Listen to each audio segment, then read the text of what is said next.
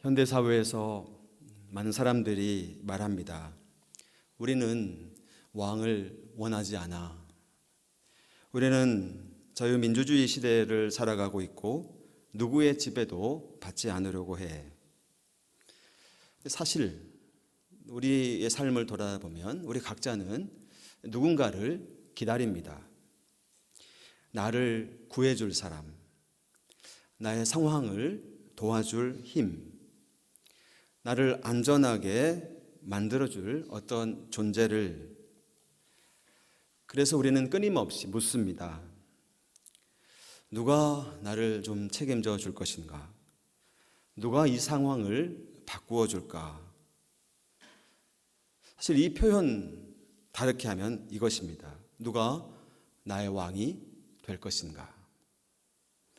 그래서 솔직하게 우리는 왕을 거부하고 있었던 것이 아니라 내가 원하는 방식으로 나와 함께 해줄, 나를 도와줄 왕을 찾고 있었던 것입니다. 이 질문을 매우 인상적으로 풀어낸 이야기가 있습니다. 저명한 영국의 문필가 C.S. 루이스의 The Chronicles of Narnia, 우리말로 나니아 연대기라고 번역을 했습니다. 7권으로 된 소설입니다. 어린이들에게는 꼭 읽혀줬으면 좋겠다는 생각이 있습니다. 언젠가 영화로도 만들었는데요.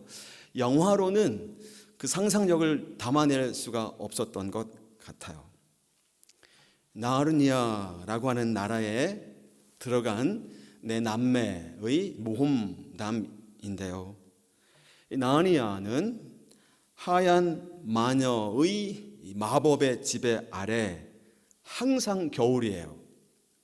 크리스마스가 결코 오지 않는, 크리스마스가 오지 않는다는 것은 예수님께서 오시지 않는다는 절망적인 나라입니다. 사람들은 이 얼어붙은 거짓된 통치를 끝내줄 진짜 왕을 기다리고 있습니다. 이야기 속에서 나니아는 모든 것이 멈춰 있고 생명이 사라진 상태입니다. 그곳 사람들은 한 가지 소망을 가지고 살아요. 진짜 왕이 돌아온다. 그 왕의 이름은 아슬란입니다. 흥미로운 것은 사람들이 아슬란을 기다리기는 하는데 아슬란이 실제로 왕으로 왔을 때 어떻게 다스릴지는 모른다는 것입니다. 이 점에서 우리와 매우 비슷합니다. 우리도 하나님을 원합니다. 그런데 하나님이 어떤 방식으로 일하셔야 하는지 우리가 정해놔요. 우리가 원하는 하나님을 원한다는 것입니다. 하나님이 실제로 어떤 방식으로 우리를 다스리게 될지 모른다는 것입니다. 마태복음 21장에서 예수님이 예루살렘 성에 들어오십니다. 겉으로 보기에는 완벽합니다. 사람들이 겉옷을 길에다가 막 펴놓고 종려나무 가지를 흔들죠. 그리고 이렇게 외쳤습니다. 호산나 다윗의 자손이여. 왕의 즉위식처럼 보여졌습니다. 하지만 오해하고 있어요. 군중들이 왕을. 여러분, 여기 호산나라는 말은 단순한 찬양이 아닙니다. 이 안에 이들의 갈망이 담겨져 있는 것이죠. 지금 당장 우리를 구원하라. 우리의 방식으로 구원하라. 우리가 원하는 문제를 해결하라. 이 마음이 담겨져 있는 것이에요. 그들의 머릿속에는 아주 구체적인 그림이 있습니다. 로마를 무너뜨리고 이스라엘을 독립시키고 다윗의 왕국을 다시 재건할 왕. 그들은 예수님을 향해서 호산나를 외쳤지만 사실은 자기들의 기대와 자기들이 원하는 미래를 향해서 외치고 있었던 것이에요.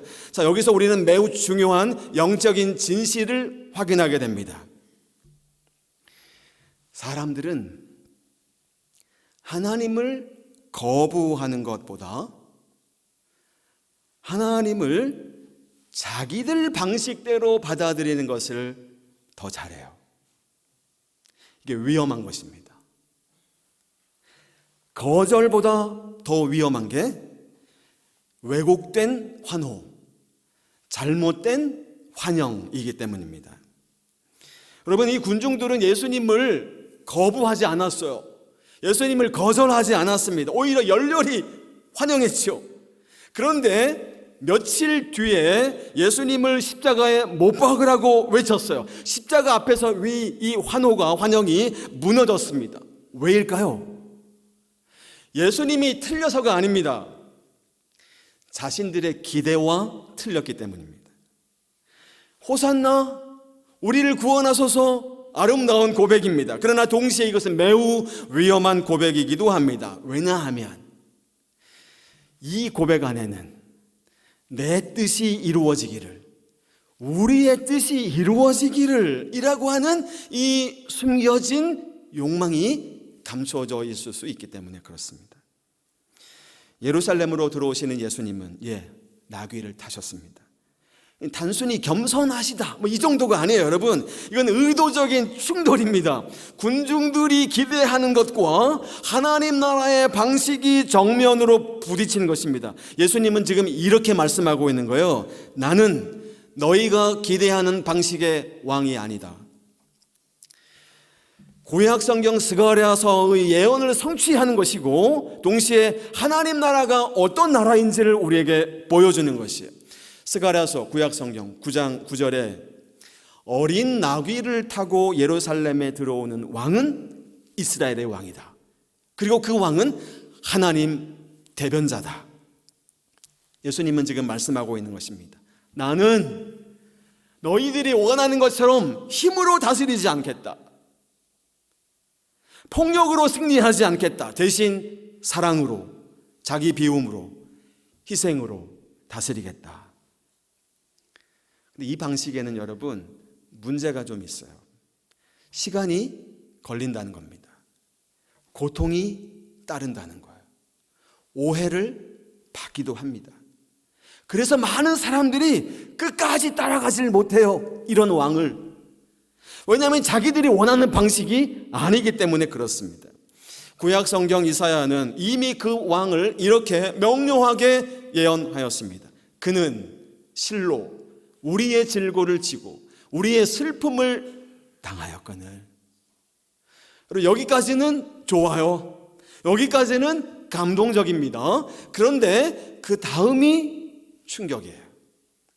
우리는 생각하기를 그는 징벌을 받아 하나님께 맞으며 고난을 당한다 하였노라. 이게 무슨 말이에요, 여러분?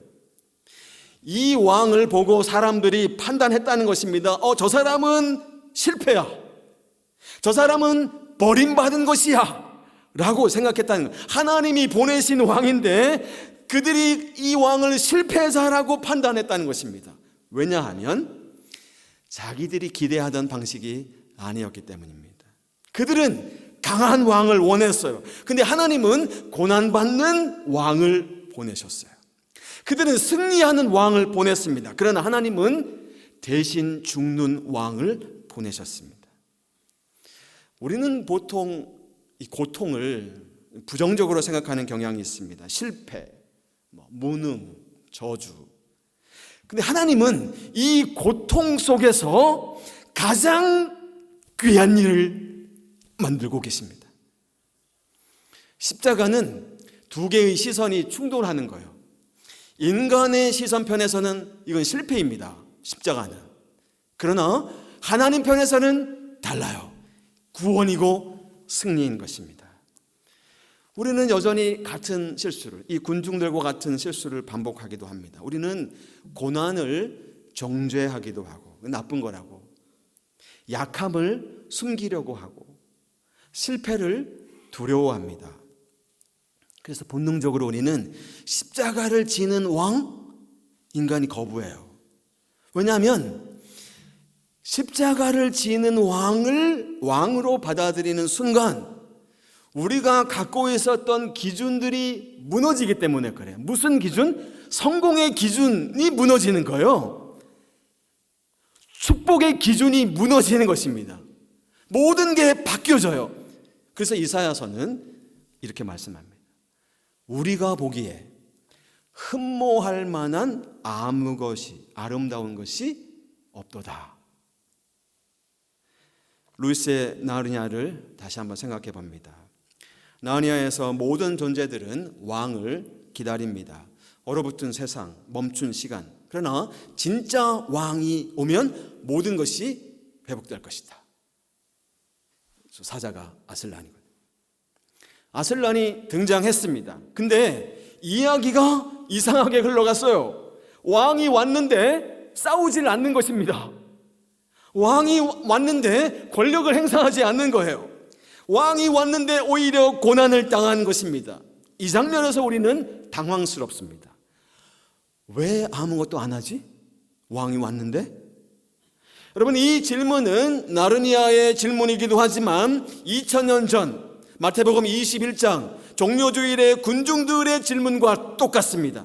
십자가 앞에서 그들은 이렇게 말했죠. 내려와 보라. 스스로를 구원해 보라. 그러면 우리가 믿겠다. 그러나 아슬란도 우리 예수님도 이 요구에 응답하지 않습니다.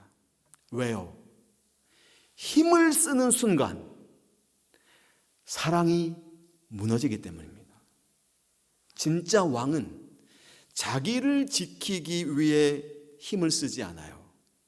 진짜 왕은 누군가를 살리기 위해 자기를 내어줍니다. 나르니아의 아슬란은 죽습니다. 조롱당하고 침묵하고 저항하지 않고 사람들 눈에는 패배처럼 보여.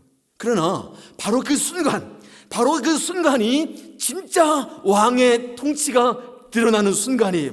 그 죽음이 바로 나르니아를 회복케 하는 순간이니까. 왜냐하면 그 죽음은 대신 죽는 죽음이기 때문입니다. 그 죽음은 힘이 없는 패배가 아니라 누군가를 대신하여 죽는 사랑의 표현이었기 때문입니다. 자, 이것이 복음이죠, 여러분. 우리는 강한 왕을 기다렸지만 하나님은 대신 고난받는 왕을 보내셨습니다. 그리고 그 순간 우리는 깨닫게 되죠. 우리가 기다렸던 왕은 우리를 위해 싸워주는 왕이 아니라 우리를 위해 죽어주는 왕이구나. 그래서 다시 질문을 맞이하게 됩니다. 나는 어떤 왕을 기다리고 있는가? 자, 이 장면에서 나르니아의 어떤 한 민물이 등장합니다. 에드먼드는 특별히 원래부터 머리에 뿔 달린 악한 사람이 아닙니다. 그냥 평범한 소년이죠. 보는 것처럼 좀 더 인정받고 싶었을 뿐이에요. 조금 더 사랑받고 싶었을 뿐입니다. 조금 더 자신이 중요해지고 싶었을 뿐이에요. 근데 어느 순간 달콤한 유혹이 다가온 겁니다. 자신을 받아주는 존재, 자신의 힘을 줄 것 같은 존재, 자신을 더 크게 만들 수 있을 것 같은 존재, 하얀 마녀를 선택합니다. 마녀의 꾀임에 넘어간 에드먼드는 마녀가 준 터키 사탕의 달콤함, 그리고 너를 왕으로 만들어주겠다는 거짓 약속에 속아서 형제들을 배신합니다. 자신이 사랑해야 될 사람을 배신하는 거예요. 우리는 쉽게 말할 수 있어요. 에드먼드, 너는 악한 선택을 했구나. 너는 나쁜 선택을 했네.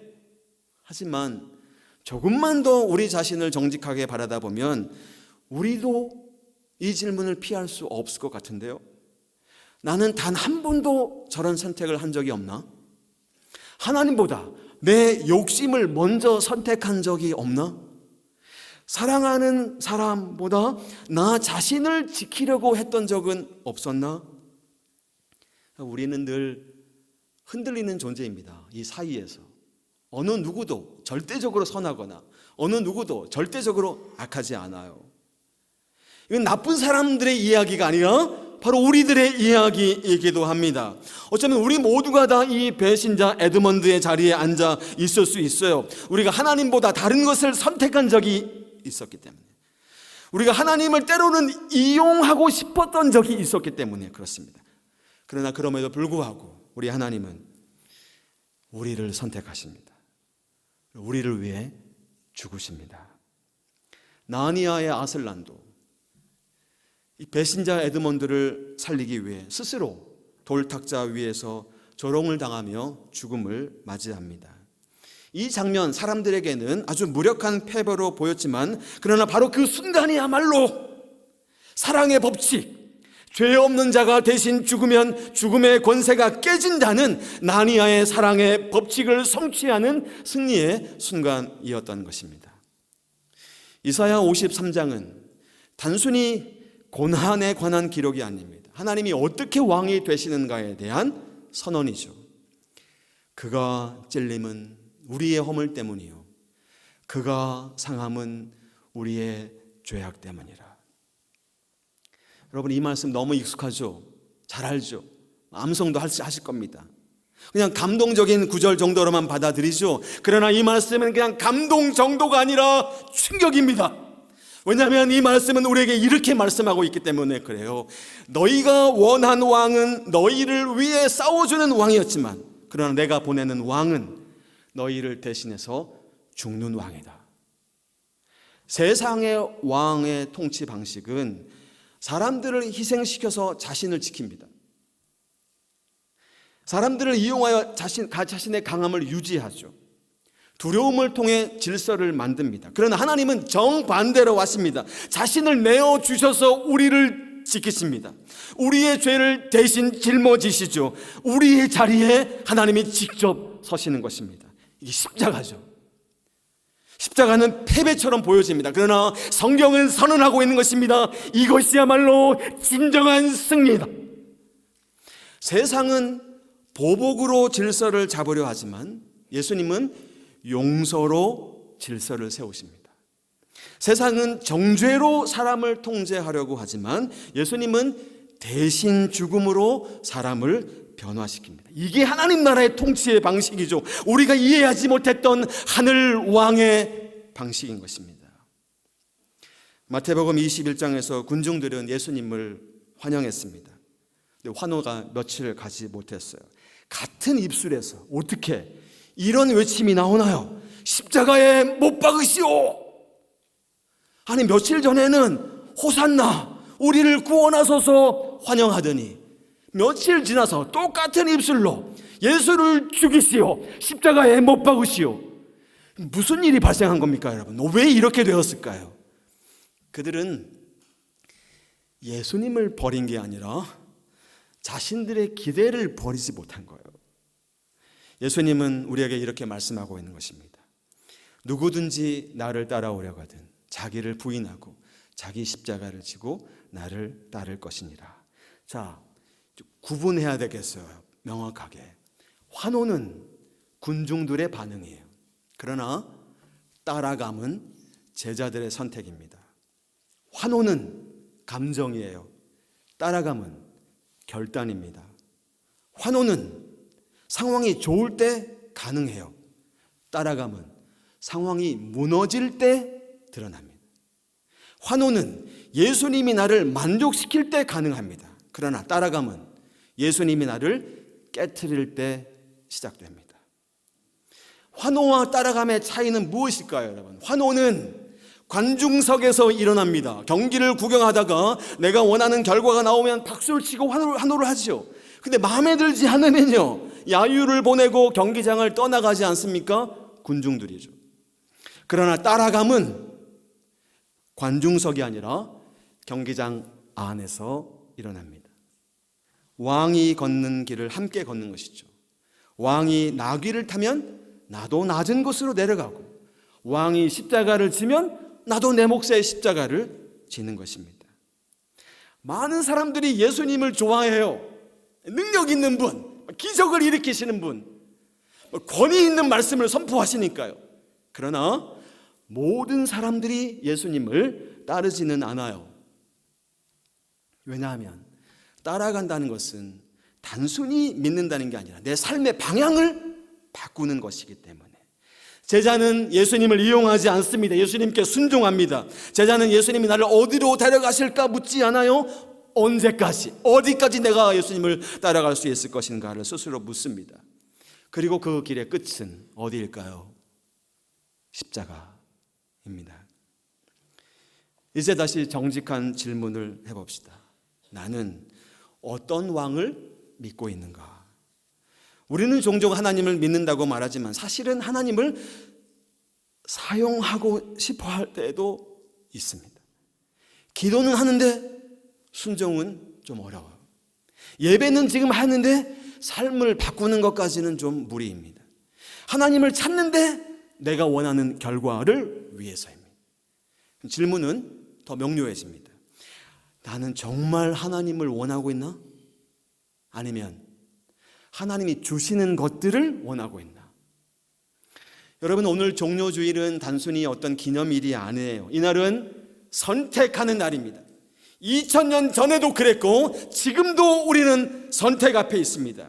그들은 왕을 맞이했습니다. 그런데 결국 어떻게 했어요? 그 왕을 버렸습니다.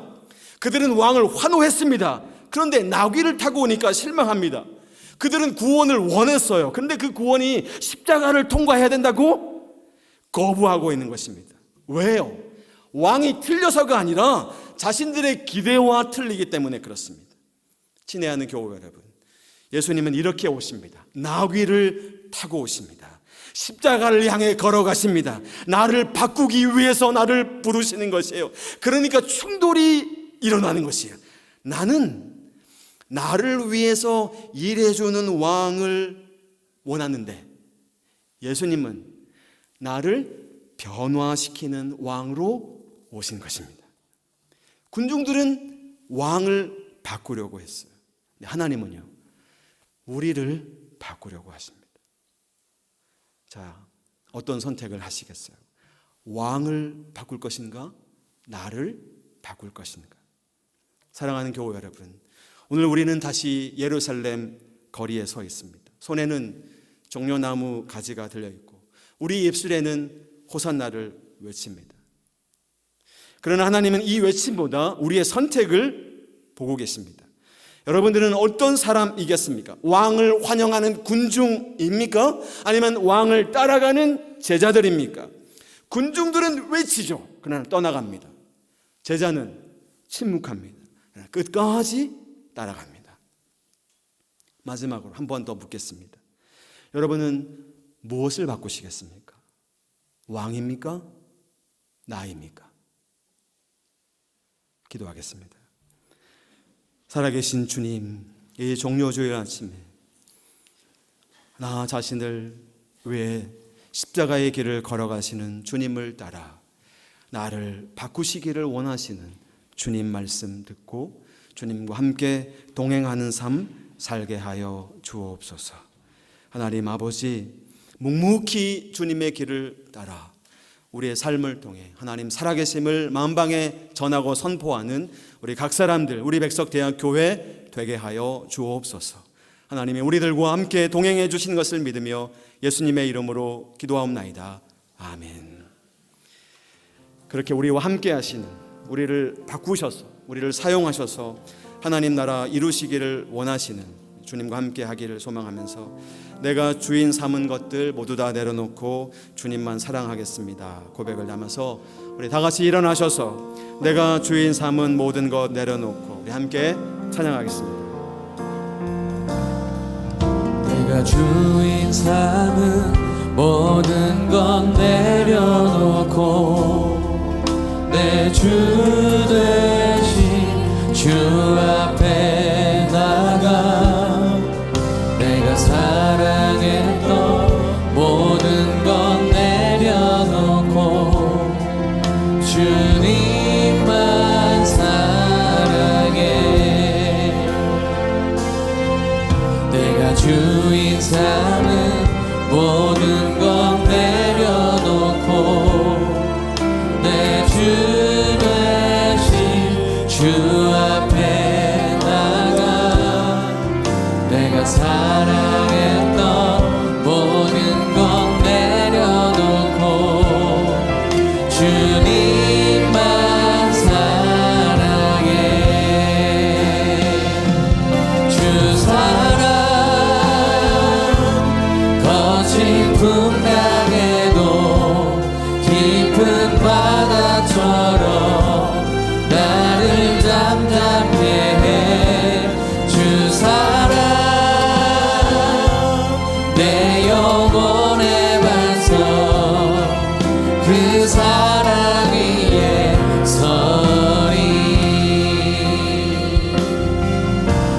주인 삼은 모든 것 내려놓고 내 주 대신 주 앞에 나가 내가 사랑했던 모든 것 내려놓고 주님만 사랑해. 내가 주인 삼은 모든 것 내려놓고 내 주 대신 주 앞에 나가 내가 사랑했던 모든 것 내려놓고 주님만 사랑해. 주 사랑 거친 풍랑에도 깊은 바다처럼 나를 잠잠케 해. 주 사랑 내 영혼에 와서 그 사랑 위에 서리. 주 사랑 거친 풍랑에도 주 사랑 거친 풍랑에도 깊은 바다처럼 나를 잠잠케 해. 주 사랑 내 영혼에 와서 그 사랑 위에 서리. 우리 시간 한번 기도합시다. 주님, 우리가 주인 삼았던 모든 것들을 주님 발 앞에 내려놓습니다. 군중이 아니라 제자로 주님을 따라 우리 인생길 살고 싶습니다. 우리가 원하는 왕의 이미지를 내려놓고 나를 변화시키는 하나님을 원합니다. 내 마음을 바꾸어 주십시오. 내 뜻이 아니라 주님의 뜻이 우리의 삶을 통해 이루어지게 하여 주옵소서. 우리 시간 함께 기도합시다. 주여 거친 풍랑에도 깊은 바다처럼 나를 잠잠케 해. 주 사랑 내 영혼에 와서 그 사랑 위에 서리. 주 사랑 거친 풍랑에도 깊은 바다처럼 나를 잠잠케 해. 주 사랑 내 영혼에 와서 그 사랑 위에 서리. 자비로우신 주님, 우리가 원하는 왕 내려놓겠습니다. 우리를 만족시키는 하나님이 아니라 우리를 변화시키시는 주님, 우리를 위하여 죽으시는 주님을 따라 우리 인생길 살게 하여 주옵소서. 우리의 마음을 바꾸어 주옵소서. 우리 뜻이 아니라 주님의 뜻이 우리의 삶을 통해 우리 공동체를 통해 이루어지게 하여 주옵소서. 그런 신앙의 고백, 감사의 마음을 담아 드리는 우리 헌금을 주님 귀히 하나님 나라 위에 사용하여 주시고, 사랑하는 우리 모든 교우들의 삶과 가정에 필요가 있습니다. 주님 채우시고 함께하여 주옵소서. 일터와 사업터에 하늘의 복을 가득히 부어 주옵소서. 하나님의 도우심을 간절히 기도하는 형제 자매들의 기도를 들으시고 역사하여 주옵소서. 주 예수 그리스도의 은혜와 하나님의 사랑과 성령의 교통하심이 군중이 아니라 제자로 주님 가신 십자가의 길을 끝까지 따라 걸어가기를 간절히 소망하는 사랑하는 성도들 위해 무릎 꿇고 받은 사명 온전히 이루기를 기도하는 우리 백석학원과 백석총회, 한국교회와 우리나라 대한민국 위에 지금부터 영원토록 함께 있을지어다. 아멘.